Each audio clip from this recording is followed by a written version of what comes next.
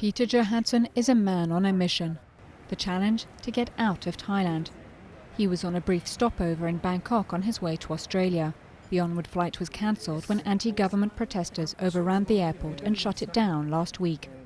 With no help from his airline, he and 4 other travellers are left to their own devices. We just heard rumours that we can get out through Phuket and Penang. Other people are heading over to Cambodia, so we've just arranged a minibus that we're chartering ourselves to get us to Phuket tomorrow. We'll spend the night in Phuket, and then hopefully, it seems like we'll have to go on a wait list for a few days to get a connecting flight to Singapore, so that we can all return back to where we come from in Australia. But that may not be the answer. Dario Kashara has done just the opposite.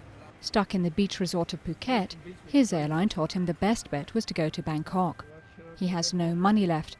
A Thai woman paid for his bus ticket and the hotel waived the first night's stay.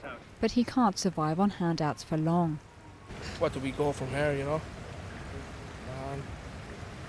Try to beg, I suppose. Try to beg some more. That's about it. That's my nightmare. That's my holiday. The blockades are now ending after a court dissolved the ruling party for vote buying, but it may be some time before the airports can reopen. In the meantime, 350,000 people are still stranded in the country.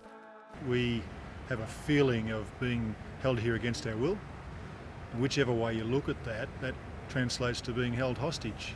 And we take exception for being international travellers who just happen to be here going about our legitimate business, just transiting through the airport in fact, and being embroiled in what's essentially a domestic dispute. Peter and his travel companions now have a 10-hour drive to Phuket in the hope of catching a flight, but they're happy. They might not be out of Thailand yet, but at least they're on the move.